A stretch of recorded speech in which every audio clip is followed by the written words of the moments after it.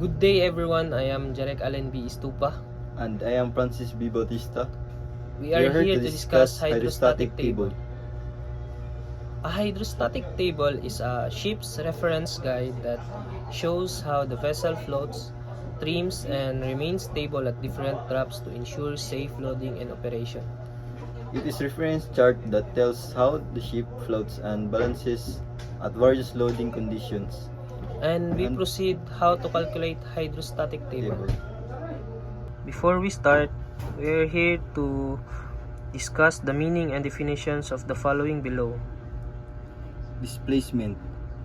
Displacement is the total weight of the ship, including cargo, fuel, crew, and everything on board. It is equal to the weight of the water the ship displaces. TPC, or tons per centimeter, is the number of tons required to sink the ship 1 centimeter deeper in the water. MTC, or moment to change stream, is the amount of moment in tons meter needed to change the trim by 1 centimeter between the bow and stern. LCB, or longitudinal center of buoyancy from midship, is the point along the ship length where the buoyant force acts.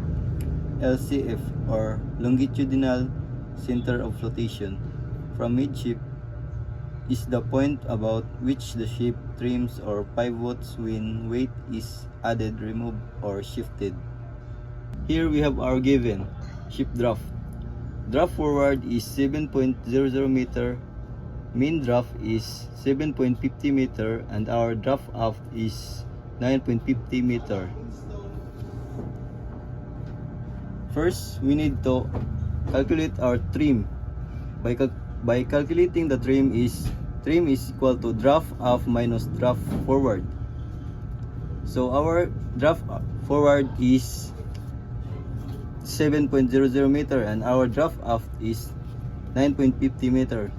Here our trim is equal to 9.50 meter minus 7.00 meter is equal to 2.50 meter by stern. So why is by stern? It's because our aft is more bigger than our forward. And the answer is, in our trim, is 2.00 meter approximation. Mean draft is our 7.50 meter. And our displacement is 31,292 tons total weight of ship, and the TPC is 46.20 tons per centimeter. Kailangan og 46.2 tons para mulubog ang barko og 1 centimeter. MTC equals 465.6 tons, units tons per meter. Kailangan og 465.6 ton meter na trimming moment para mausab ang trim sa barko og 1 cm. LCB is equal to 10.259 meter from midship. As per hydrostatic table, mean draft is 7.50 meters trim and 2.00 meter approximately. LCF is equal to 4.469 meters from midship approximately.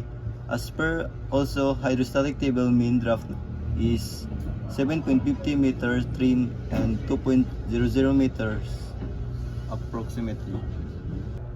And that's all for calculating using hydrostatic table.